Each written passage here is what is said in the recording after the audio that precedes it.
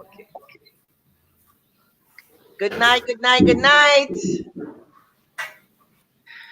Welcome again to Boss Lady Live. We're going, as usual, we're going to hold on for a few minutes. We're going to start at 8. Please like and share, invite your friends to join us in this conversation tonight. We're going to have the awesome dad, Dr. Kevin.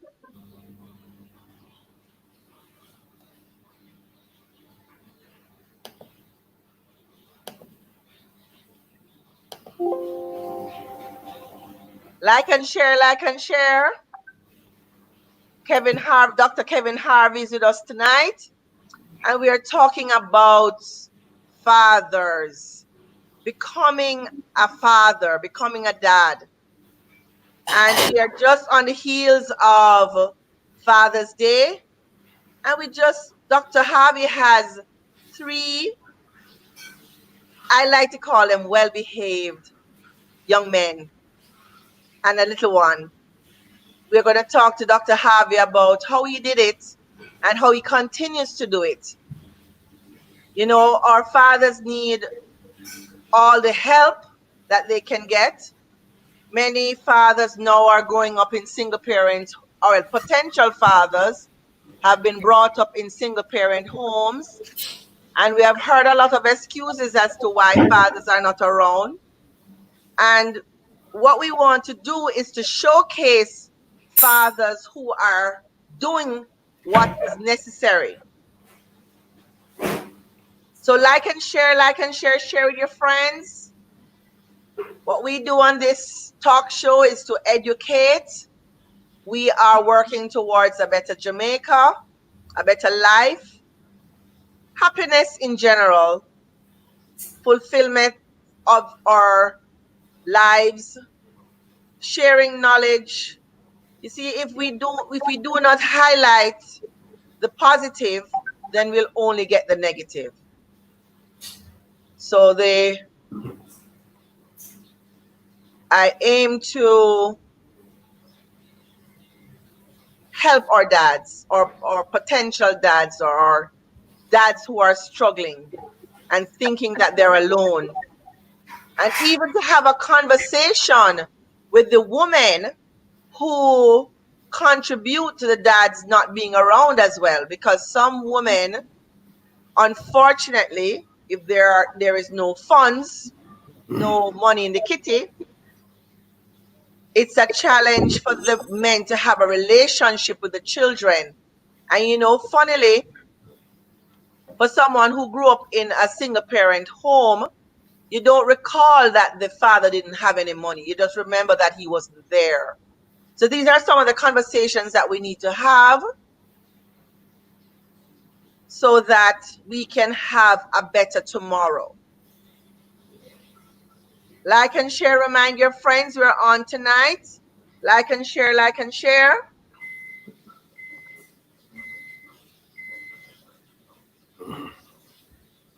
Giving you one more minute to come on so we can start. Tonight is about becoming a father. You know any fathers who are struggling, or anybody that's about to become a father? He would want to have this to share this conversation. Okay, so it's now 8 o'clock.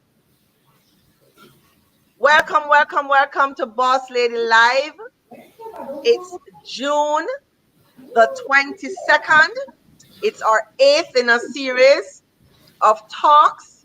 We're bringing information that matters to you on Facebook Live, Samuel Sandra, and on YouTube Live, Total Emil Spa. And tonight we have the pleasure to welcome Dr. Kevin Harvey. And Dr. Harvey is a father of 3 boys. Can you imagine?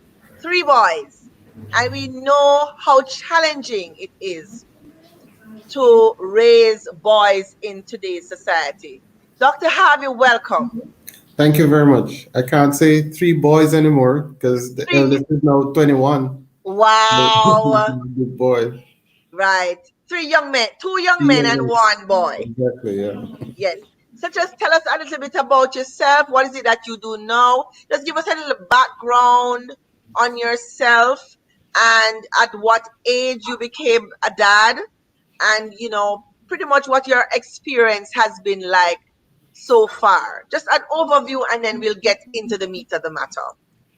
Okay, well, so I'm a physician. I'm a public health practitioner.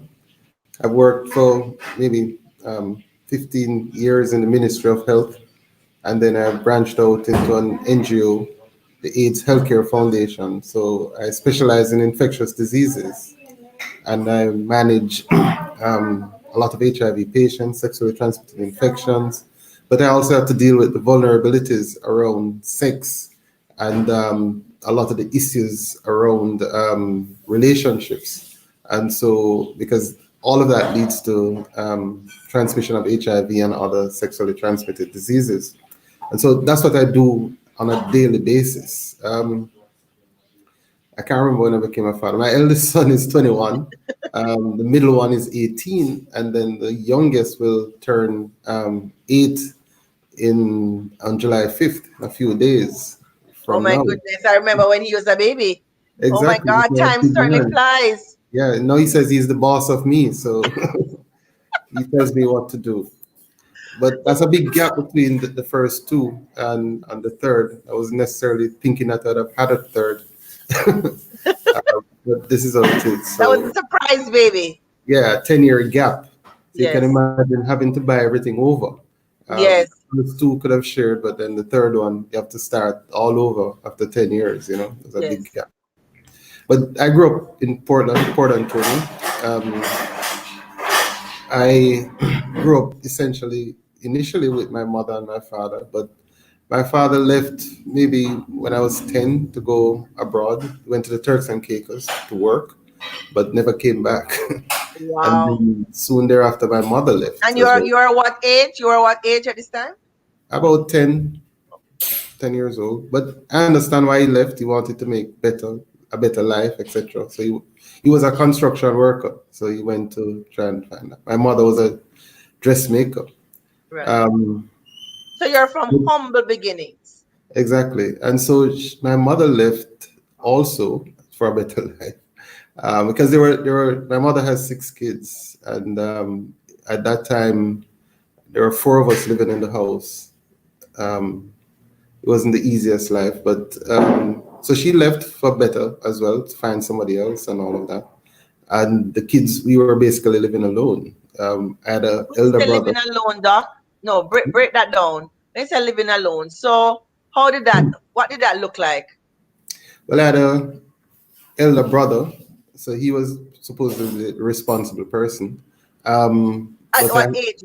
About what age was that? so he was probably in his 20s at that time. Okay. Oh, And so he was a young man. right. And then my other brother was 1 year older than me. So he was like 11. And so, and then I had a younger sister who was like 2 years younger than me. So all of us were living together and trying to get ahead. Um, Most of my other relatives really stopped going to school during that time. So I continued, and of all of us, I'm the only one who ended up in university and You're the um, only one of graduated. six. No, my eldest sister also went to university. So, but Okay. she's like maybe 10, 15 years older than us from a different father, and so she had already Okay. progressed. um, so I basically went to school because that's where, um, you know, people were that had stuff, so you could hang Right. out with them, and you could, I could get books from But some of those guys. under those circumstances, though, Doc, how did you reach the university? How did you afford that? Well, I think I was lucky and I was bright, I suppose. So I was No, able to no, pass my you can't exams. suppose And that. You were bright, so you got a scholarship? right. So eventually I got a scholarship and I took student loan. And, back then they used to have a grant that they gave. But a lot of that, my elder sister helped me as well. And, there was a bakery in Port Antonio called the Coronation Bakery, Mr. Yes, Chung, Stephen Chung. yes. So he's the one who started up a scholarship. I was the first recipient. And he Wow. basically paid my tuition throughout university until I graduated. So that's how I ended up finishing medical school. That was major for your family. Yeah, it was amazing. But I've had a lot of luck going through school, in Doc, medical is school it and all is of it that as well. luck, or you were deliberate about the things that you did? We have to be clear now, Well, let me give because you an remember, example. people are persons who are in similar situation, maybe watching. So luck sound like a little buck up thing, Yeah, luck, right? blessing. My, my wife is there telling me it's a blessing, not luck. But I Right. So think, you have to be careful how you say it's luck. right, exactly. Some of the But things some of that the you things had to are, do, and some of the things how you place yourself, and how you put your shoulder to the wheel, because being bright is one thing, but applying yourself and then seeking the scholarship or putting yourself in a position to get the scholarship is another story. sure. But let me give you an example. Right. Um, as a student, you're able to join the medical association Yes. of Jamaica as a student. When I went and joined, they gave me an ID that said Dr. Kevin Harvey, and Okay. I'm still a student. I'm opening a bank account at Scotiabank in Port Antonio. I showed them the ID. It says Dr. Kevin Harvey, and they gave me a credit card for $30,000. I Wow. don't have a See, job. people, you listening? You listening? I And don't have that a was job. back in the day. Exactly. So $30,000 back then is a lot of money. So I Right. was able to use that to buy and pay. And when I get the scholarship money, because the scholarship money, you don't get it all at once. It first goes to the university, and sometimes it took months before you Right. actually got it. So I was able to use some of that to build and to survive and to eat and all of that. But my elder sister, when I was going to medical school, she had a job, and I was able to stay with her and get support once I left Port Antonio and came to Kingston to So go what to school. happened to the eldest brother? Um, well, all of them are now still in Port Antonio, living in the same spot that we were back then. I've rebuilt the house, so Yes. they're all there. But so my eldest brother, my two elder brother, and my younger sister, they're all still living exactly the same So place. so he didn't finish school No, as none a of them. result, No, none of because them. he had to kind of really work to kind of put food on the table, Well, or to no, say or did mommy and daddy contribute although they were away?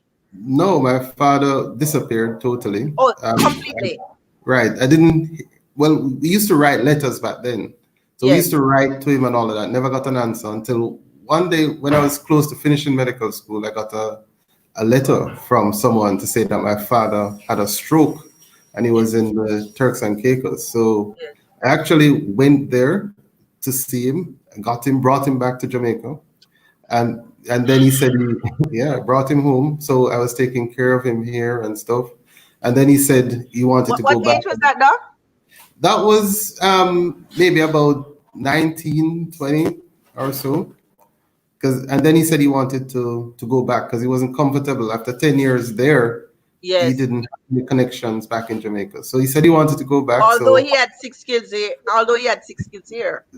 well, three kids. So Oh, three of them were for my father, and the first three was for someone else. okay, okay, okay, Yeah. okay. So he came back, and after a while, he just couldn't find his place here. He had a stroke; he could hardly walk. But he said he wanted to go back. So we had to scrape again. He had a sister in England, Auntie Debbie, who put some money together, and we sent him back. And we never heard from him again until this was back in 1994 or so. I got a letter again to say that he had died. And Wow. so yeah, when he died, I had to again try to find money and stuff to put together. All of us, my auntie, his sister, and we actually get that money, and I had to go over there and bury him. So he was buried in the Turks and Caicos. We had no death certificate. We had nothing. It was maybe about 8 years ago when I went over there and linked up with the premier and some of the other influencers because I was a permanent secretary at the time, and Right. tried to find his grave and get his death certificate and all of that. Just a few years ago, and he Wow. died in 94. So, Doc, all right. So it's a wonderful place to start now. So that was your view of fatherhood, right? That was your experience. Well, your brother kind of stepped in, your sister kind of did the mothering. I mean, yes, your mom she was in the picture at some point. She was. I mean, So, I tell you the truth, we were actually kind of happy when my father left because okay, my father was very abusive. He okay, drank a lot and he was in politics. Up to okay, this day, I can't tolerate the smell of white rum because of how he used to behave when he got drunk. okay. So So now we that get was in the really, full picture. Mhm. So it did not. It wasn't. It wasn't that devastating them because you really needed relief from the situation. Yeah. I don't think we were very unhappy. I mean, we were very. I mean, the house we lived in at the time, my Yes. father was a contractor. He built houses, so we knew we. I was going to work with him from when I was 5, so I could Okay. build a house by myself at 10. Okay. And when I started high school and did physics, I could run the electrical wires and all of that. So I So basically therefore, then, did Doc, that. he was in some way involved in the early Of days, course, yes, definitely. and he just flipped like Definitely. that. And he taught me a lot in terms of the trade that he did, and how to really be able to do things myself. There's nothing I can think of now that I wouldn't attempt to do around the house by myself because we have all had to do almost That's a everything. very important point. Very important Absolutely. point because he kind of laid a kind of foundation.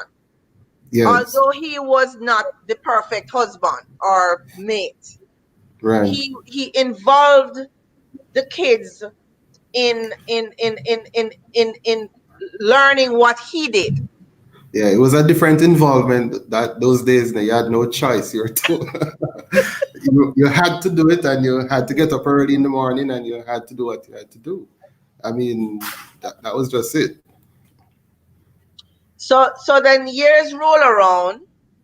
You you had your first child before or after you finished medicine. After I finished medicine and I was working and all of that. Yeah. Okay. So now let us give us how you felt when you realized you're going to be a dad, a father. What are some of the things that went through your mind? Well, a number of things. It's not an easy thought, and initially you're saying, how am I going to manage all Was of it this? planned? Was it planned? Not exactly. No, I Okay. wouldn't say it was planned, but Because that's important. That's important. exactly. Yeah, Yes. but it it was not unwanted. It was a happy time and it was Right. okay. I was working and I was involved for a long time, so it was fine. I Mm. never had any problems with it, but it's something that when you realize that you're not going to have all of this responsibility, and you're planning maybe to buy a new car or take some other vacations and all of these things, they're saying, you know what, it's not even just the money, but no, you're stuck with this child, and Right. you have to be there throughout the pregnancy and throughout the early stages, which is very challenging. And so what are some of the things? Did you have like a picture in your mind as what like what you wanted it to look like, what you wanted it to feel like? Did you want a different experience from what you had? Did you have, because I just what I had a conversation with Dr. Simaj, and he Mm-hmm. was saying that a lot of the kids come into the world with one sentence from the woman: "I miss my period." So Mm-hmm. it's like there was no plan. Yeah. There's no plan, that you don't even know if you really get along with your spouse, because sometimes it happened early in the game. Did you have any kind of, because when I look at those children, right? Because we talk about it in the Spy every day. I know we tell you all the while, and we always ask you how you doing. They're so calm, they're well behaved. I mean, we have a lot of kids running through the store on a daily basis. We don't know what your house setup looks like. What we can see is what is on the road, what we are experiencing. And so what we are experiencing are three boys who is here with their dad, and it's just a very controlled, calm, not overtly strict, not, it's a level of control without hovering. How did you Yeah. get there with with I don't with have to with, beat with them your or anything like that. experience? Well, there are two things that I said I was going to do deliberately. Um, the first one is that my kids can express themselves, they can talk to me, they can do whatever they want. The only rule I have with them is that they should not lie. That's the only thing they'll get a slap for if you tell me a lie. And this is a And conversation you have when you from sit them down and talk to them as and early lay as down the possible, ground rules. from their 3, 4, 5, they know they don't lie. Um, I don't beat them. The punishment is very simple. Is a handshake and a squeeze, and they know what that means. If I say, "Give me your hand," um, so I've I never don't heard have to that one be. before, Doc. It's a handshake. So that's it, and they know that Is from that day one. something But you learned from somebody else, or something you read? Something no, you it's something that I established because I can't be beating my kids or carrying on like that. I mean, but you have to have a way to show them. Putting them in a corner never worked.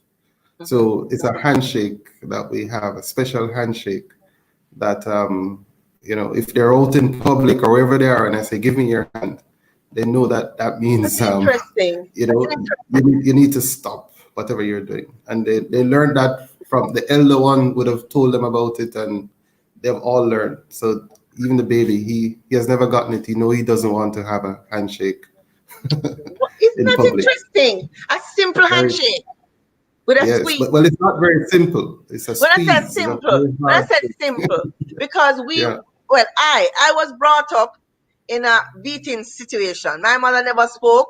She just beat. I grew up in a household without a father. So my mother, she worked very hard, and she just couldn't take the talking. And I wouldn't say I was a rude child. I liked my own way. Let us put it that way. And the thing is, because I was a single, an only child, I wanted to stay out as long as possible before I came home. So her thing was, I told you yesterday the same thing. I told you the day before the same thing, and you're still not hearing. So you are saying that you had an understanding with them from very early because you had right. that conversation. What kind of Absolutely. role did their mother play in all of this? Oh, their mother is here, but they know that there are two things that I'm responsible for. Mostly the education to make sure that they're in school and doing their homework and all of that. So I'm always the person who is following up and making sure that that is done. And Um, how did that come up? Was that a decision between both of you from before, during, you developed it? well, is a Was that what position worked? is a position that I've taken. So one thing I decided was that if I had a child, I would not leave that child, no matter what. So one of the most Okay. important thing is not to give up on your children. So not giving up on your children, no matter what. So the child might be not doing well in school today. It could be blossoming in school tomorrow. If you give up today, you don't get a chance to see the blossoming tomorrow.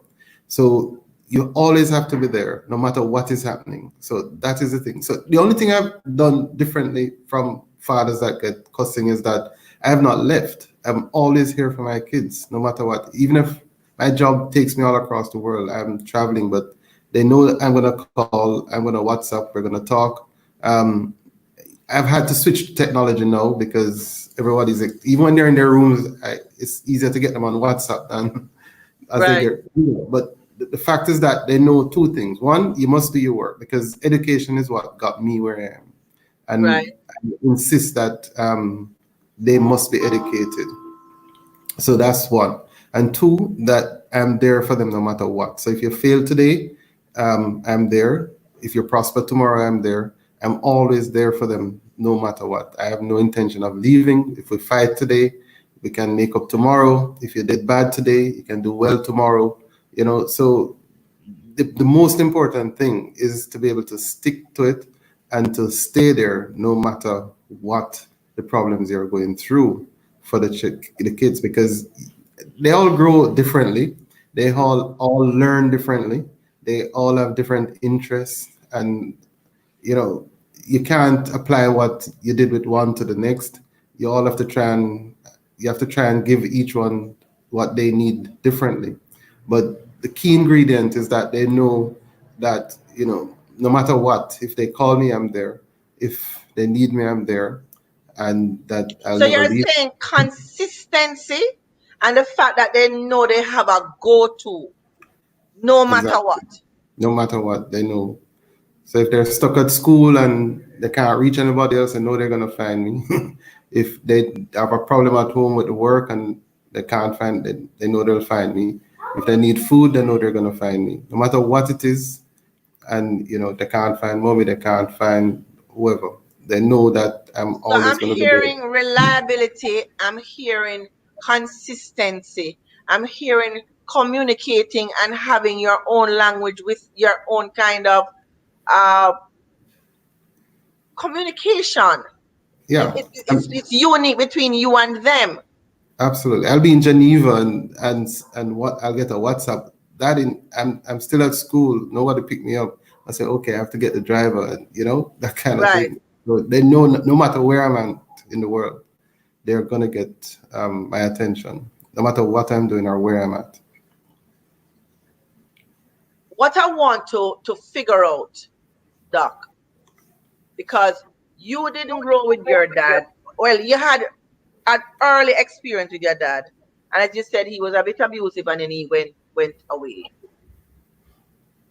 Was there any self talk in your mind as to this? Like, this will never happen to me, so I'm going to do it this way, this way, this way, this way. And then when you meet a potential spouse, or you see, okay, your wife or your significant other gets pregnant, do you have a conversation? Because what I'm finding is, or what I'm hearing, sometimes the two parents are not on the same page. Is there one person in charge of discipline? Is there one person in charge of something else? Is there a way how things operate in your household?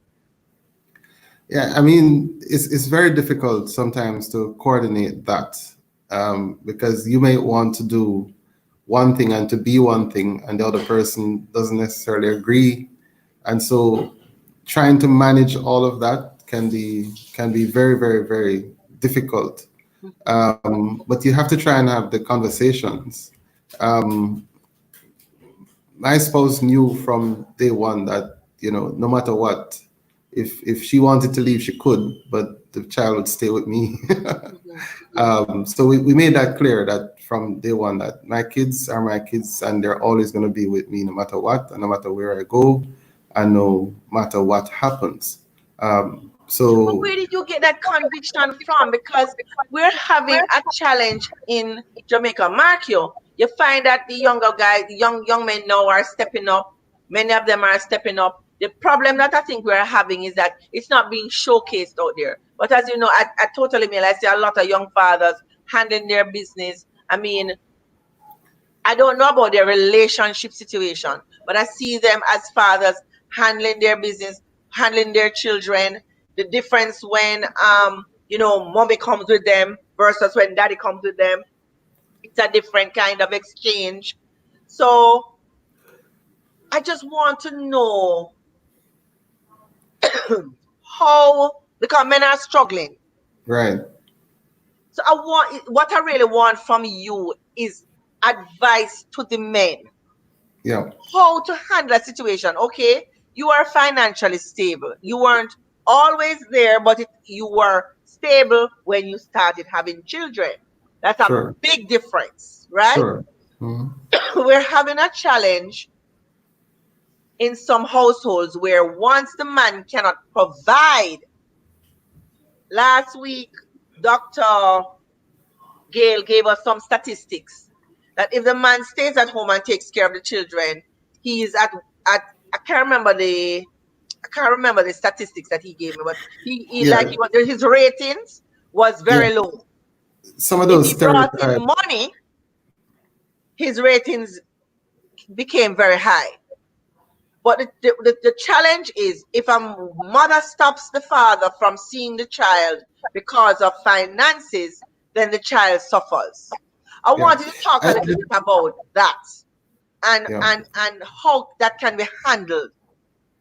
I have to put on a different hat in terms of the Yes, public health approach. And right. I know from my experiences and my training that having a father in the house and being a part of the child's life makes a significant difference. It makes a difference in the education that the child will attain, the level, the risk of getting involved in drugs or violent crimes, etc. So just having the father being there can actually increase the level A of father or discipline a and father figure.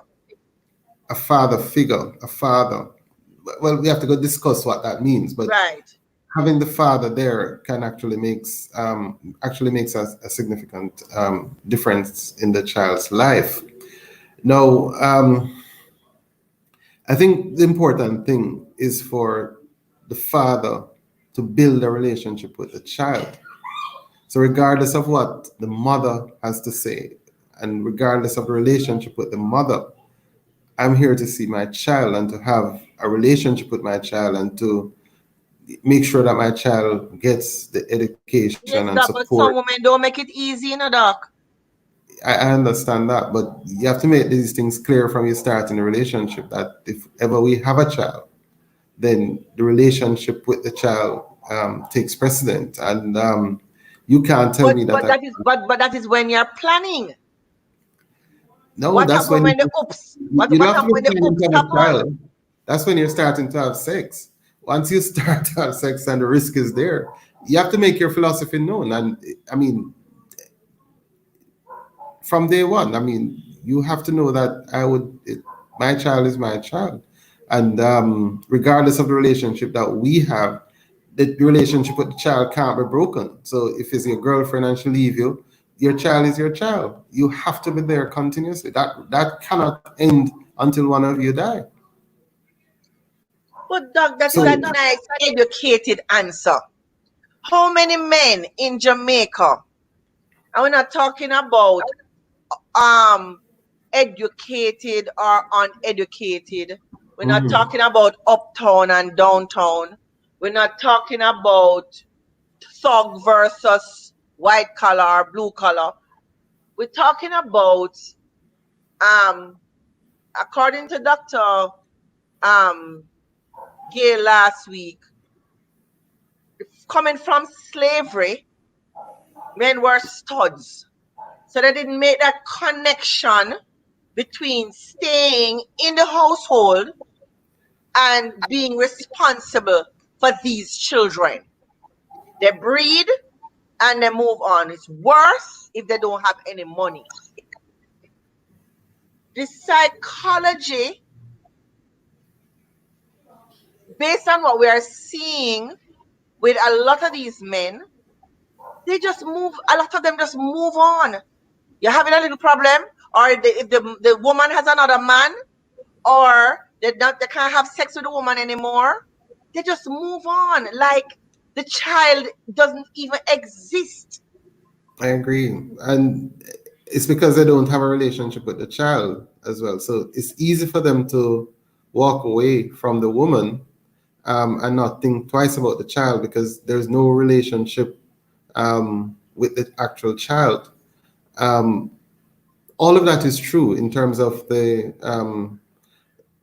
experiences of men and how they were, the culture that they grew up Right. in and what it has made them. But I don't think we can use that as an excuse much longer. I mean, all of us have heard that now, and all of us have heard that that cannot be the right way to go. Every man in Jamaica must know by now that he has a responsibility for his child and to take care of his child, So why are we regardless of, having so many sure, single parent homes? sure, regardless of what happened with slavery and all of these things. The other thing is that we have to accept that the relationships between men and women will not always work out, and that you're going to have single parent homes.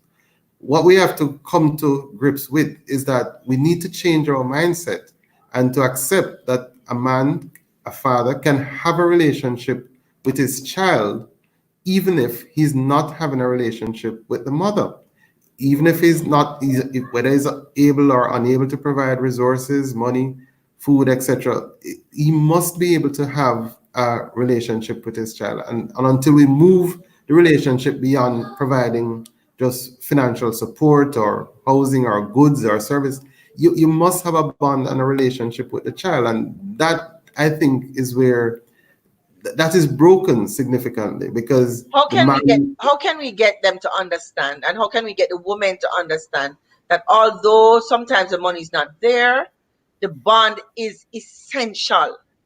yeah, we have to start from earlier because the father needs to bond with that child very, very early and build that relationship. It's not a money, it's not a visiting and putting money on the table for the woman. And the man need to accept that outside of the relationship with with the mother, he has a responsibility to build a relationship with his child. And that is where the gap is. There is no relationship with the child. The relationship with the child is dependent on the relationship with the mother and how Right. much the mother will facilitate the father coming and giving and sex and all of that. But if it is that you had a relationship with the child outside of the mother, then regardless of the relationship with the mother, whether or not that broke down and you're not getting any sex or all of that, then you would want to see your child and you'd want to continue to have and build that relationship.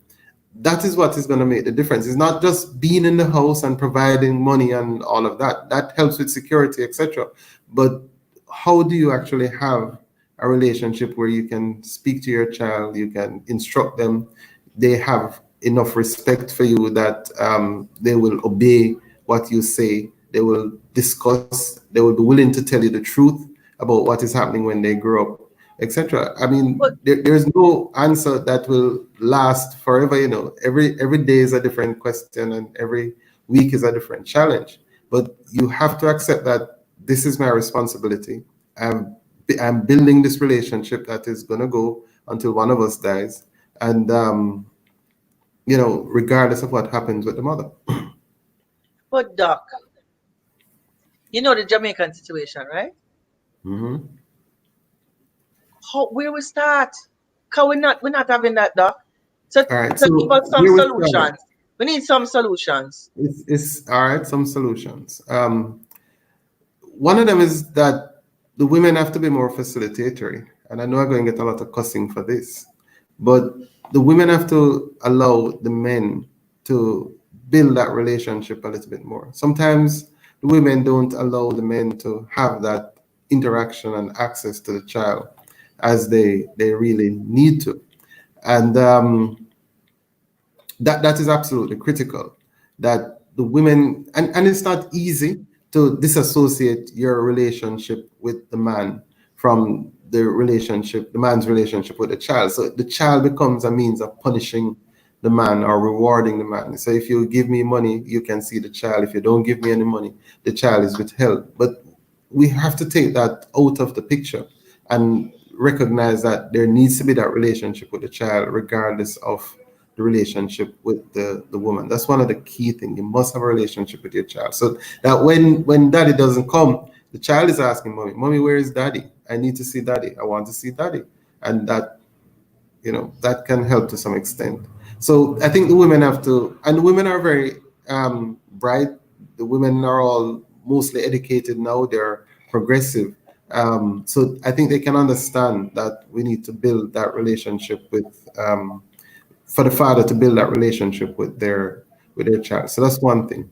The next thing is that we have too many persons are having children at a young age when they're not ready or able to manage. So you get this struggle between building my wealth, my worth, and then the child. So if you don't have a relationship with the child, the relationship with the mother is hard or tumultuous, then it's easy for you to walk away and start to focus on other things. So the competing priorities. I need to, spend more time at work. I need to earn more money. I need to do different things to get money versus building the relationship. So if it is that you're at a stage in your life where that is more important and you cannot strike that balance, then the children tend to suffer as well.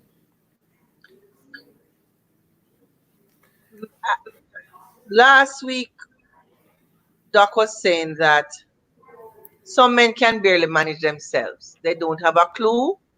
They grew up in no parent homes. They grew up in abusive homes. That some of them don't even know their fathers. Then they become attached to gangs or they start having kids at 15, 16 with next to zero education. How can a man recover, a young man recover from that? Because he can't even manage himself. And Yeah. that's what's happening with the crime. So they have a It's, child to say, well, them a man and them don't have this youth, and me a man coming up to youth, but he really doesn't know what that means because nobody took care of him. He's taking care of himself from his 5 on the street. yeah, and that's unfortunate and very very difficult. You know, Unfortunately, the way out of all of this is education, and I know there's not enough educational opportunities for everyone to get out of it, um, and that's a broader governmental problem that we need to look at. But education is the key to really moving some of these young persons from poverty and difficulties with the law to becoming responsible citizens and being good fathers. Um, so there is a big gap in the society in terms of the society actually failing these young men. I think too much is being said and put about putting down men. Men are dogs and men are this and men are that. So a lot of them are learning and living this on the street because this is what they society is telling them that they are not what they expect to be. So I think we have to change the rhetoric and some of what we're saying about these men and call them to action.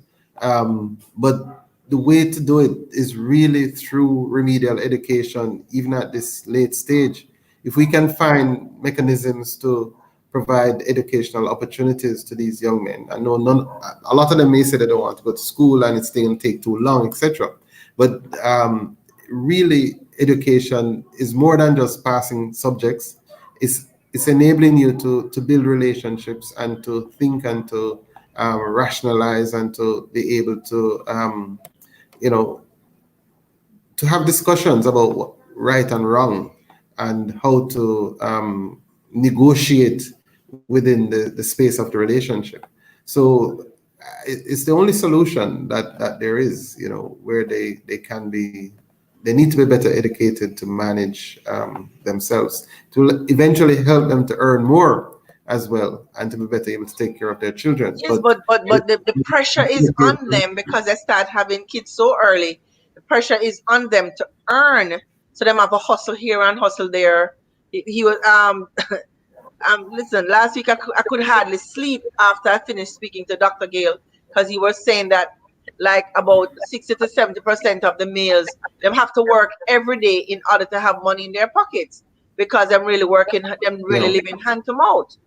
I mean, how can you even yeah, have and a relationship with anybody, even yourself, if you have to be going through that kind of stress and strain on a daily basis? You don't even know yourself. If you don't know absolutely, yourself, how are you though going to pass down anything to your boys and girls? I Because we agree. I also agree with you. need that love Yeah, but and education focus. is gonna be. You have to find a way to say that, regardless of how incremental it is gonna be, I'm gonna get into education. From my company, the AIDS Healthcare Foundation, there's a program that they had, for example, for teenage mothers to help the mothers to go back to school. Of the women's center, so there's a place you can go and leave the baby. They are teaching you, getting you back into school, rehabilitating you, helping you with school fees, etc. But the teen fathers are left behind. They Which is don't the get point any that Dr. assistance. Gale made last week, that there's Right. absolutely no funding for the men to develop. Right. So we have actually put in place a scholarship fund for teen fathers. Oh, So fabulous. so so Tell us more. right now we have about 4 or 5 teen fathers, and we have been supporting them now for about 2 years. So their baby mothers are going to the women's center, um, and they're going back to school, etc. So we're Awesome. actually funding the fathers to finish their high school education, and even to go into university. Because if it is that they don't get that, they will never be able to provide for their children. I mean, the informal economy is not In a always going to be meaningful way. in a meaningful way. Yes, Yeah. Mhm. yes. But What about training them to be better men? What about that? Those softer skills. Apart from education, what about mentorship? Is there anything do you have anything in place? I mean, outside of all the other programs. I mean, I know Doc has Fathers Inc. and he yeah. does some mentoring there and some other smaller programs. Do you have anything like that that is tied to that program? There is a mentorship component to the program, but Okay, the thing is that if we want to, all of these programs are wonderful and very exciting. But when you say that you've done a program and you've graduated 30 boys and they're doing well in society and moving forward, it is very important and makes a difference. But yet we need to be reaching hundreds of thousands of young men. And until we are able to have the program at that massive level level. and scale, then the incremental things are well and good and well intentioned and do make a difference. But we're not going to change at the rapid rate that we would require. Okay. Having grown three boys, Doc, what would you say? Give me five of your biggest challenges in terms of, I suppose, getting the results that you would want for them, or just even just managing them and letting them understanding you without rebellion. Yeah. And I don't know if I've succeeded, but the challenges change with the life course and the age. So Right. when they're just born, the biggest challenge is really to be able to assist mom with the taking it care, the staying up at nights, the feedings, the changing of the diaper, and all of Which is these where the things. bonding takes place. Which is exactly. So if you are able to do some of that, help to put the baby to sleep, keep him on your chest for a little while, or her. Helping in that area is really critical for that early stage. The next stage is when you get to maybe around 5, between 5 and 7. At that stage, then they're becoming more independent. They want to choose their own clothes. They want to do this. So how do you facilitate that discussion and Right. influence their choices without being too dictatorial and without, forcing them into one way or the other? this is the time when they're asking a lot of questions. If you ever go on a road trip with a 5-year-old or a 6-year-old, the questions that they're asking is continuous. So how can you manage that without being aggressive or shutting them down, helping them to express themselves? Because that is really critical. Because if Yeah, they but learn, some of them get aggressive and shut them down because they don't have the answers. that is true. And again, the education and some of the other things. But even if you don't have the answers, sometimes they know the answers. And now with the internet and the tablets and the Google, phones, they know Google. Google it. Exactly. So that is the next critical stage. Once you have passed that and they move, at that stage they're the boss of you. They'll tell you that they're the boss, because my son tells me that now, because he's 7. He says he's the boss of me. So at that stage, you have to allow them to grow and to express rather than shut them down, because this is a critical stage. At 7, 8, they're forming their personality that will be lifelong. So Yes. if you can help them to go through that period and still maintain high self-esteem and self-worth and self-efficacy in doing what they want at that stage, that is critical. So Yes. you have to be there throughout all the stages. The next major challenge I found was when you get to 10 to 12. That is a challenge, because at that stage they're going into the switchover between primary and high school, and there's a high anxiety between passing your exams and just idling. So GSAT, common entrance, whatever you call it, and it's now PEP. That 2-year period is very, very stressful for the children, and you could lose them right there if you're not able to have a bond where you can discuss and get them, because they have to do a tremendous amount of work right Hmm. there. And so you have to be there. You have to help to mark the papers, review it, even if you don't know the answers. What I sometimes, and I have to say this quietly, because sometimes, I'll tell them to do the paper and bring it to me, and I'll just randomly mark 5 of them wrong and give it Right. back and say, these are wrong, go and review it. And they say, what? Just randomly and send them back to review. But at that stage, you have to be able to get them to finish and do well to get into high school. And so you have to focus on that stage. Once they're into high school, and I promised all of them that, once you did well, focus, and you got into high school, you can take the first year of high school off.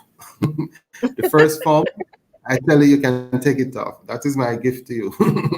And so they try to idle. But second form is another thing. So again, you do that. But But Doc, you are speaking with such wisdom though. it only came after So many 3 people. challenges. It only, sorry, I didn't get that. All of this came after many challenges. I mean, I never knew. I'm only saying this because afterwards, I never planned it. I never said it.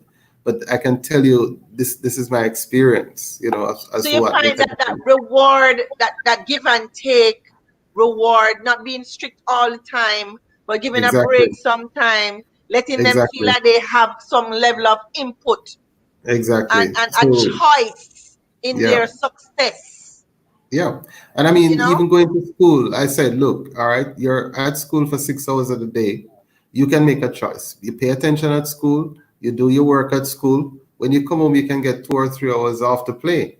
If you don't do any work at school, you didn't pay attention in class, and you come home, then you have to repeat the work. So what are you going to do? Right. Maximize your time at school or come home and do the work? And But the this is just next, a conversation, it's a conversation, and they have to make the a choice. negotiation. Exactly. But the next major part though is between when they're going into 15 and 16. And that is another challenge, because then they're before Them that gone they mad. hate girls. They don't want to talk to girls, they don't, but at that time everything switched totally. So it's about girls. So how can you then manage that part to link back the girls? So look, if you don't have a good education, the girl not going to want you later on. She's gonna go to sixth form, and you're gonna go somewhere else, leave school. So you have to manage that conversation again, because a whole lot of distractions now come about at 15 and 16. They're not listening to you anymore. They're listening to their friends. They're watching TV. They're all manner of Google, things. Google. Google. Yeah. And it starts between 14, 16 is a very, very difficult time for them. And so you have to recognize this. You have to adopt. I mean, some parents will tell you, for example, I'm not WhatsApping my child. You need to come out here and talk to me. I will sit and WhatsApp him and he'll answer me on WhatsApp and we have a conversation.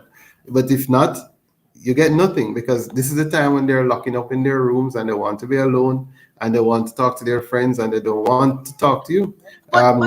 Doc, in back in my day, I mean, I couldn't lock no door. Lock door. Well, So they're well, saying it's different times now. I yeah, mean, and my mother would say, if I call you, you come to me. You don't tell me right. about have And to knock on door to come in. I mean, like really? they're independent. And if it is that they're not locking the door, they're going outside, they're going with their where their friends are in different spaces and they're avoiding you as So you much have to as possible. change your mindset. Right. So it's about avoiding you. But when they get to 18, 19, it's another major change because at that time they think they're men and they don't need you anymore. And but that's when they really do need you. I mean, when my son finished high school, um, he had the first one, he had like um, what, nine O levels, we call it CXCs and all of that. And he used to go to college and he says, you know what? I want to go and promote music. I want to start parties Hmm. after all of that. So I said, all right, fine. You're going to do a party. Yes. And that's what I want to do. And I think it can make money.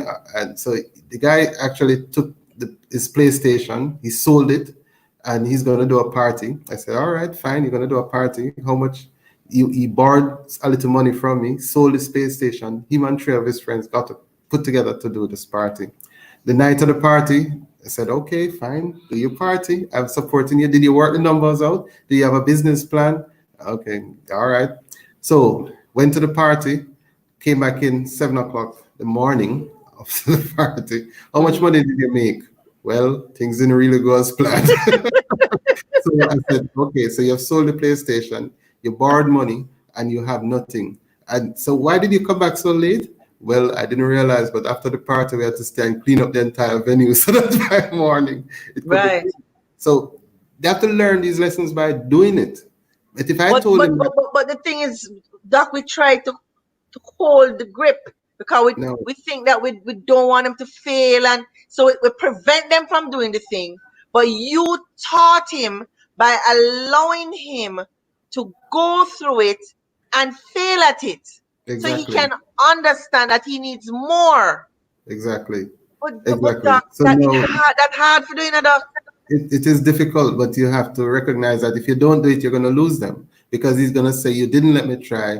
I think it can work. I know it can work. You're an old fogey who doesn't know anything. I know it can work, and you didn't let me try, and it's going to break the relationship. So I said, okay, let's try it. I'm going to help you to try it. These are the things you need to do. You tried, and it didn't work. So now he's going to dentistry school. And Yeah. he's more accepting. Right, because he Of doesn't know. It's not that he's being deliberate. He's at a stage when he right, thinks he knows everything. Now he's right. 21, 22, he's looking back and say, boy, he can't believe he did those kind of things. And, so Yes. it's not like they deliberately know that is wrong and they're doing something. Whatever, they believe that what they're doing at those stages is what has to be That's done and why it what is is the right critical thing. to have that relationship so that they can have that conversation. But then that Exactly. could come back to it again. How many people, how many men have that kind of mindset, patience, give the time, have the support system in place, whether it be wife, girlfriend, significant other? How many people have the education? How many people? But It, I'll tell you this, it's going to be different for where they going everyone. to learn? How are they going to learn to And they parent like don't how you are they parenting? don't have to do it like I did. What is important is that you have a relationship with your child that's different from the relationship with the mother. You must have a bond with your child and you must be working with the child. So if the child may not be going to school, let's say it's Hold a on, child Doc. Hold on, who Doc. No, I want you to say that slow. I Mhm. want you to be deliberate because we need to find a common ground where these kids can thrive. So I Right. want you to say that again so that we can understand. Yeah. So what I'm saying is that regardless of the relationship with the mother of the child, you must have a relationship with the child.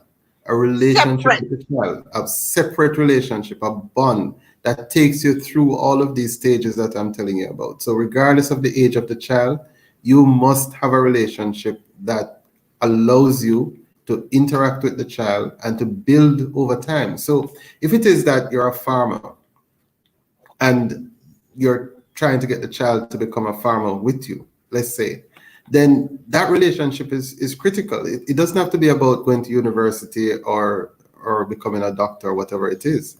But you have to teach your child what is best and get the child to accept that you're working this through together and coming up with a choice together. And I'm not dictating what you should do, but I'm guiding, and Right. I'm allowing you to make mistakes and to learn. Everything, most of what I know is because I grew up alone. I had to learn a lot of these things by doing and failing and trying again and again and again. So I really appreciate the way I grew up. But um, for you to be able to guide your children, you must have that relationship, and it must start from birth and going straight through with the different phases and giving the child what they need at different stages. You, you are a doctor. Work long. Well, maybe not now because you're not really in I've done my, the hospital. You have done your. yeah. You work long hours. How do you manage your time? That's not the easiest thing, but as I say, no matter what meeting I'm in, if my child calls, I'm going to take that call. They know my number from day one. I mean, as early as they can call me at any time. And, it could be the prime minister that I'm with, I'm going to take the call. And they know they can reach me, whatever is happening. So But that is the thing. Doc, You have to make the that is commitment. major. Mm, That is major because, for example, I was saying to some ladies the other day that my biggest challenge with my dad is that he never followed through on anything he said he was going to do. And for you to, as a child, to know that once I pick up that phone and I call daddy, daddy's there. That's yeah. huge. Yeah, it could That's even be a please call major. me. If you send me a please call me, no matter where I'm at, you know that I'm calling you back within 5 minutes. You know you're gonna get me one way or the other. Even if you can't get mommy, you know you're gonna get me. And that's the important thing. They know they can call me and reach me anything, anytime. Wow, that that works. Yeah, That works. yeah. But So how can we get this duck to be multiplied? How can we get that understanding, that level of deliberate behavior across well, the board? the women are in charge, and the women can dictate some of these relationship changes. So if the women decide that, look, I'm gonna be the bigger person and I'm gonna do what is best for the child, regardless of our relationship. I know it's difficult; it's not a simple thing, but we all have to understand that the women can guide these things because they are most times smarter and in a better position to provide guidance. And if they can encourage these men to form this relationship, that will help. So that's one. And then two, um, we have to improve the mentorship. We have to guide the younger person more. I think we need to get back to this basic thing of health and family life education in schools, which allow these children to learn and to practice and to be able to implement some of these things when they become a little bigger.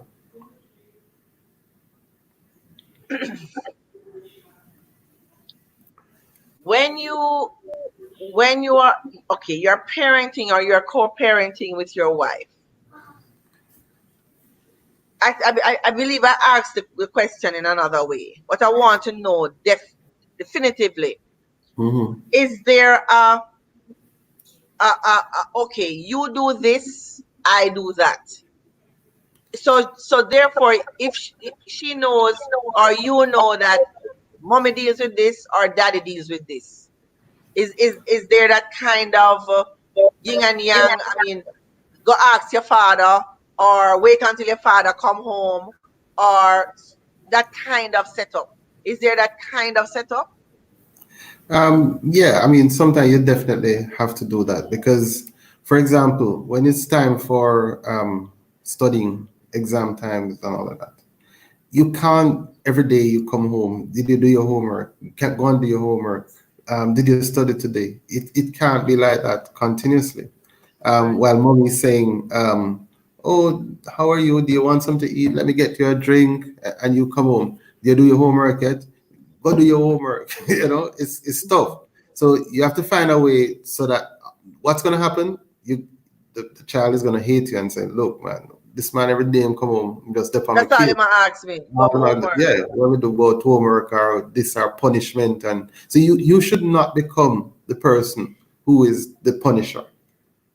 Because if mommy, okay, you did something, mommy is gonna say, okay, wait, daddy will punish you. Everything daddy is the punisher. That's Right. that's not the relationship you want to build. So Right. sometimes you have to be able to switch the role, and Right. you have to give the hug and say, let's go and buy ice cream and whatever. And then mommy say, well, you finish your ice cream, go and do your homework. Right.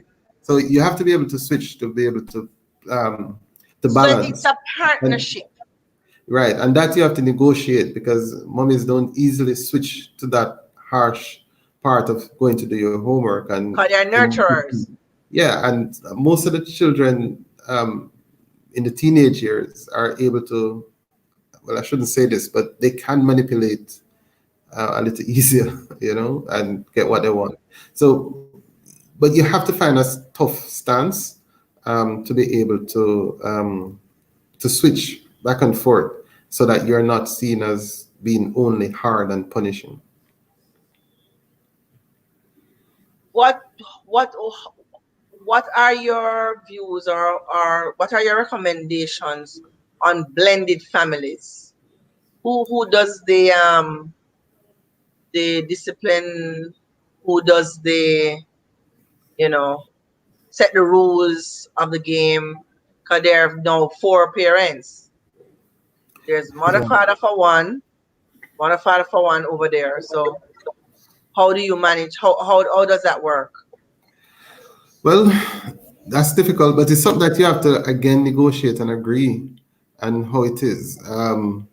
You have to agree that the child comes first, regardless of what happened in the relationship, why it broke up, and there are different fathers and mothers and all of that. No, you have to set it aside. One of the critical thing I find is that you should never discuss the relationship in front of the child. Don't discuss the problems and don't be cussing the man or cussing the woman.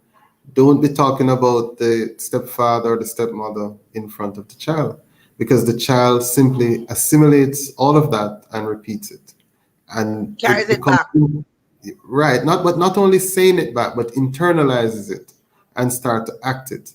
And so the respect for the step parent gets less, and it becomes a big problem for everyone. So even though some of the things that you may be saying you don't mean it at the time, the child may not be able to differentiate that, and so assimilate it as true and carries it forward. So if you keep cussing the stepfather, the ex as an old dog, etc., in front of the child is now assimilating, oh, my father is an old dog, blah, blah, blah, regardless of that. So one of the critical things is to not discuss your relationship and your problems in front of the child. Don't say anything in front of the child that you don't want the child to hear. Excellent.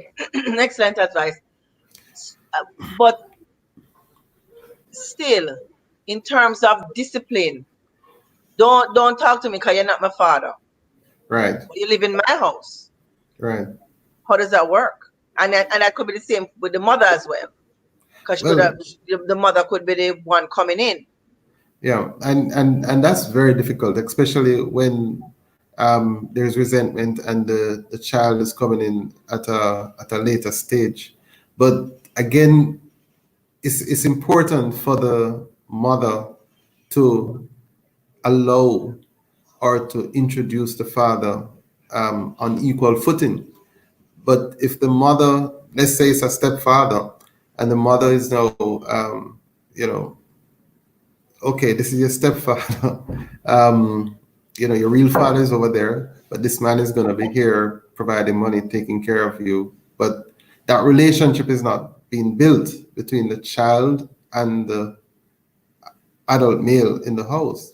Then you're going to have a problem. So again, my basic tenet in all of this is that you must have a relationship between you and the child. And it's not going to be easy to build, it's going to take time. But the relationship that you have with the child cannot be based on the relationship that you have with the mother. So if it's a stepchild, you have to take the time. You have to try and understand the challenges, the resentments, and all of that, and meet the child where he or she is, and try to form that relationship with the child outside of the relationship you have with the mother. What are some of the, give us about a few most rewarding things about becoming a dad? Um, it's rewarding. It's a good thing. Um, you know, one of the big things is when you get the little cards at Father's Day. That's really nice. I mean, when they hand make it and bring those in. Um, the Mother's Day card is usually more illustrious. For I think that's sure, part of the for school and the sure. teachers. But it's getting better. It's getting better. It's getting better.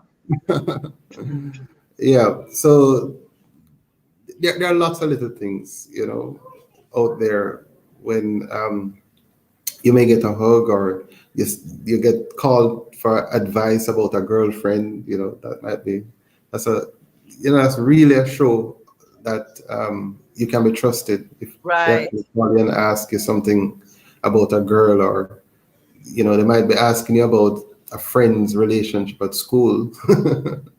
But if you actually get asked questions, it's really a good thing that they take you into their confidence enough to actually have these conversations with you. Conversation. Is Yeah. there an age group that is you should start talking about um intimacy and sex? You find that it came up, or it's you should have the conversation before they need to ask you, or You know, all of these things are changing. I mean, especially in yesterday, your line of work. yeah, yesterday, for example, I was watching a show with my 7-year-old. The show is called The Little Rascals, right? You know that show, The Little Rascals. And I put up the name of the show and said, Kyle, this is the name of the show. Did you watch it before? And he says, the little, I can't say that word. I said, what do you mean you can't say that word? Yeah, he says the word between little and, so I said, why you can't say that word? Because, so that he knows the first part of the word. Yes. So I'm saying, okay, so you know that word. So I said, you can't say Ras. That's the problem. He says, yeah, well, I can't say it. So I said, so you actually know the word. Yes. But I said, it's okay. It's okay to know the word. You're going to know the word, but you have to know when that you can't actually say it. And Right. that's good. You have the discussion, because it doesn't make sense pretend that the word is not a part of There, the right. language, because he obviously knows the word. Where he got it, it's another matter. Hmm. But so this is the thing. You have to understand that these children from early, regardless of whether you like it or not, have a lot of information.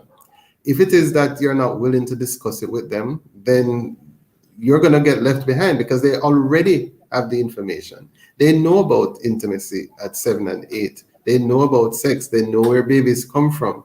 And so you have to decide whether or not you're going to hide behind the bushes, or you're going to have the discussions with them so that they can have the appropriate information. So, for example, I was able to clarify to him that, many words will have that first 3 letters, but is the context in which you use it. And you can say rascals, and it's not a bad word. Right. If you say X, it's a bad word. So if you don't have the conversations, you're going to be in problem. But you have to start early. As I said, a child at 7, 8 is personality is already formed almost fully, and they know a lot now with the information that is out there. So from that stage, I think you have to gradually speak with them. But you can't go and speak to a child about sex and relationship and condoms and all of that. If you have no relationship with the child and you have no points of connection, you're just chatting and saying things to them. Um, you are able to communicate with them if you have a connection, if you have a relationship, so that you can know that if they have further questions, they will ask you. If they don't understand, they will ask you. Rather than just saying, okay, foolishness in my talk and move on. Yeah? And you can't be talking to the child only when you're scolding the child. You have to No, have other conversations absolutely. for them to trust you. Yeah, you have to have a relationship and to be able to talk. Boy, And that's you know, boy, every time I look at you, you always look so calm and cool and collected. See, you never ever get angry. And if you do get angry, what do you do with that anger? um I hardly get upset because you have to be able to manage your emotions, etc. But I can get upset, and if I get upset, it can get really bad. But I'm able to manage that. Most times, what I do, I just get very quiet and disappear for a little bit until I can resolve the problems within myself, and then I come back and maybe talk about it. But um, when I get upset, I withdraw rather than get angry. But you know, I'm trying to I'm trying to see how you see you're an evolved dad. You're a real evolved dad, and that's what I'm taking from this conversation. Although we always big you up and stuff, we've never really had this conversation. But many parents like you who are, achievers and stuff, they want to maybe in their earlier life they started either late or they didn't get a chance to do what they wanted to do in their lives. So you find that a lot of parents, well-meaning parents, want to force, guide, coerce their children into doing what they want them to do. How can you balance that or get the parents to see another way out? Because they do it's a passionate thing for them. Me want to pick my ton doctor. Me always wanted a doctor in my family. If him not ton doctor, me no know what me gonna do with myself. Yeah, it's difficult, and a lot of time that's actually a problem more than helping the kids. You have to meet the kids where they are and try But to then I get them see to. that because They're your not, and focus. it's difficult. I mean, for my eldest son, for example, I would have said go and do medicine. He got the grades to go and do it and said he's not going to do it. And we talked and talked and round until he said okay, he will do dentistry after the fiasco with the he But didn't realize that the first 2 years of medicine is exactly the first 2 years of dentistry. So I never right, bothered to do anything about that. The middle one, for example, he just did his CXCs last year and he's now in lower six. And I think he's struggling a little bit to decide what he wants to do. The internet is a problem. Um, but you have to take it one day at a time. So at this stage, I'm not gonna say, okay, you must be focusing on becoming X or Y. My focus is, can you get at least some grade twos in your Cape One? You know, and if you can get some grade twos in Cape One, then we can go on to Cape Two and then so see what we can do you just there. take it a step at a time. Exactly. I'm not gonna say you need to work hard to become a doctor or whatever. I'm just gonna say, look, can you see if you can finish this year? Can you get some good grades for this year? Can you at least get two subjects? And if they You can't don't make the grade, if they can't make the grade, you can't give up. So if you don't get it this year, then you have to look at next year. Okay, what so about what about a trade? You wouldn't just segue into a trade. You'd still push you still push academics. now, for me, academics is number one. Okay, that's for I you. don't for me. And so different parents will have different experiences. And some may have business connections and acumen that they can teach and pass on. And so maybe they can influence their children there. Right. Me, as business is good, and there are lots of people who have done well through business. But the vast majority only did well because of education. So you might look at the one Right. or two who did well in business and didn't finish school, etc., and they become multimillionaires. But it's the 1 or 5% of the population. The vast majority who are doing well is because they have an education, they have a degree, and they have a proper job. They may transition after having the proper job into a business that they can own and deliver, or they have a profession. So I don't want anyone to think that just becoming a businessman and a Mhm. millionaire is a simple matter. The vast majority of millionaires, etc., would have done it through a profession and education and working hard. And Systematic, so, it's systematic. Mhm. right. So this is where you have to find the balance. I know they want do to go quickly. They want to do well fast, um, but I can't give up on education at any point. But at the same time, if you fail, there's no way you can really fail for me. If you didn't do well this year, you can do well next year. You may be able to do well in a different area. You may not do well in math, but you can do well in biology. So, you have to find ways to work on the strengths and not beat the weaknesses too much. Right. You So you don't give don't up. focus on what is not happening. You try and No, build it. If it's not working out, then you try something else. exactly. Don't give up at any point, because any point that you say, okay, boy, you're not doing well, I can't be bothered, I give up. That's the end. You'd never get another opportunity to do well tomorrow if you give up today. So you always have to never give up on your children, no matter where they are. So you could have failed every single subject this week. You can be brilliant next week. So you just have to encourage, okay, you didn't do well now. Okay, let's start again. What are the problems? Let's see how we can take it further from here. But if you chastise and you beat and you complain, you're worthless because you didn't do well, then that's where the problem lies. But you can't give up. Okay, Doc. So we're gonna wrap up because you have really dropped quite a few gems. I kind of see parenting slightly different. What I got from your conversation is that, and which I knew, is that it's a choice based on how you operate. It really is a choice, and consistency is very important. You have to be deliberate about it, and the whole the working out with the whether the mother or the father, to understand that the children come first at all times, and that you are constantly there for the child is your priority.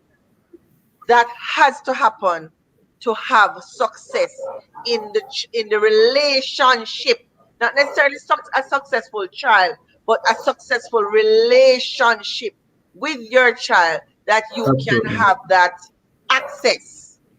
Definitely. And sometimes it's not an overnight thing. You may be at odds with your child, based on what you want to get done for months, even a year sometimes to get over a problem. It's nothing that gets solved in a week or 2 weeks. These things take a long, long time. And you may not get Patience. agreement in 1 or 2 weeks, and they might hate you for a month or two or even a year or two. but you have to be able to be there and still continue that relationship, regardless of what, because your end goal is to have an adult that can function and function well without you, because that is your that is your main responsibility, to grow an Absolutely. adult that is responsible enough to function without you. So you can't give up and you can't stop until you've achieved that, even if it takes the 25 years, right? Right. Yeah. Would you say a woman, as wonderful as women are and as bright and we are excellent achievers and we are nurturers, would you say a woman can grow boys by herself successfully? And think before you answer. Yeah, I think I they don't want to can. crucify you. Yeah, I think they can. I wouldn't say they can't, but and they've done it What would many you say times. would have to be put in that mix?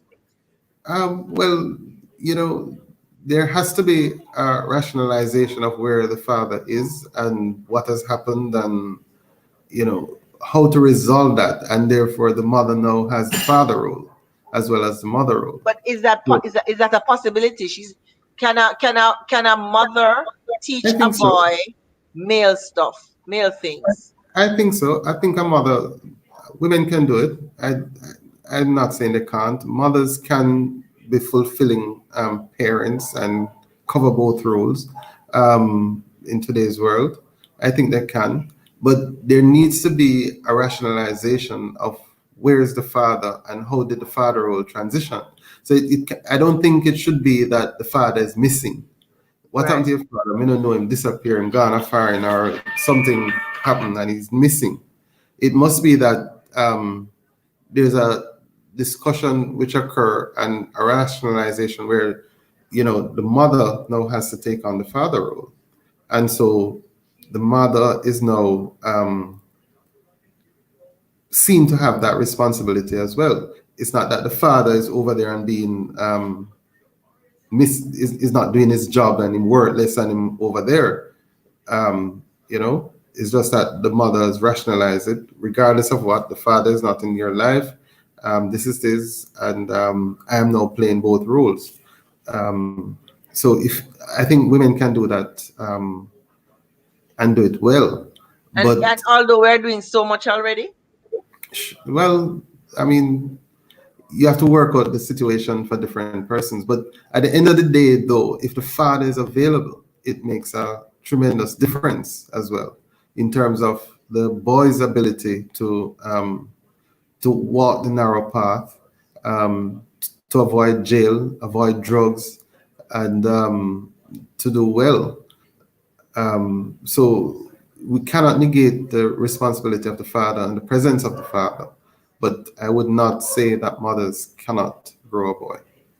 I so and one last thing before we wrap up, what do you think the government or the policies, what kind of policies could be put in place to capture or to help the women or to help the men to be more responsible in their dealings with their children? Yes, there are certain policies in place, but they're not there's no policing. I have known of mothers who have taken men to court and still ended up with zero, Yeah. whether in Well, help financially or physically. you Is know, there from, anything that can be instituted that could be a better guide or a better help or where women are concerned? forming behavior is better than trying to change behavior. And we've always said that most children spend the vast majority of their waking life in schools. We have to find a way to teach health and family life education in schools and teach it in a way that it's blended, examinable, for example, because if you don't do an exam on things nowadays, they don't take it serious. So it has to be taken serious. It has to be taught in school so that the children, the boy and the girl can learn, they can practice role modeling, various things. But unless Right. it is taught you cannot rely on the current set of parents to say you must teach your children about parenting, etc. Because many of them don't know anyway. So we must find a Absolutely. mechanism where we are training teachers, specialist teachers, like we have specialist math teachers, the specialist teachers for health and family life education, and you're teaching it throughout the life course from infant, primary, high school, etc. So it becomes a part of the new generation. Doc, can you imagine it's an hour and a half? Yeah, I thought it was, Amazing. As our, usual. I just want to say, I tell you all the while, folks out there, if you just came in, we're talking with Dr. Kevin Harvey.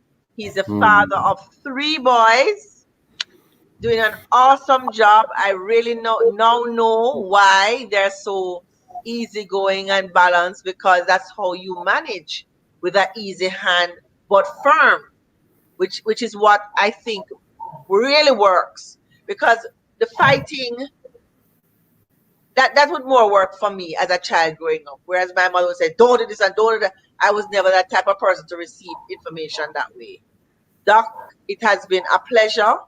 Thank you so much for imparting. I noticed I didn't have many questions.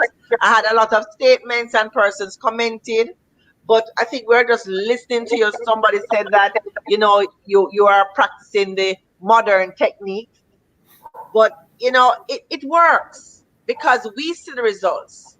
It works because they're balanced children. They're very, you know, they're pleasant to be around. yeah, And sometimes you can't say that all the time. And so it was evident that there was something different here. yeah. Well, Even the baby, even the baby, huh? yeah, so far we're still going at it. And it's a work in progress. It's a Yeah, work in progress, and we exactly. have to say, once you put in the work, and as I was saying to somebody the other day, once you plant the seed, once you plant the seed, because my mother would say to you, I was very rebellious, but the truth is, every time I went to do something that was wrong, or I knew wasn't the right thing to do, I heard her. I heard her in my brain. So the seed was planted. So don't think for any moment that they're not thinking about what you're saying. They are. Trust me on that one. I just Absolutely. want to say thank you, Doc. Really appreciate you coming at short notice. I really appreciate you because it is necessary for the ones who are doing well to speak so that the information goes out so somebody else can try exactly what you're doing instead of shouting, because maybe the shouting not working. So this is what we need to do. We need to share information.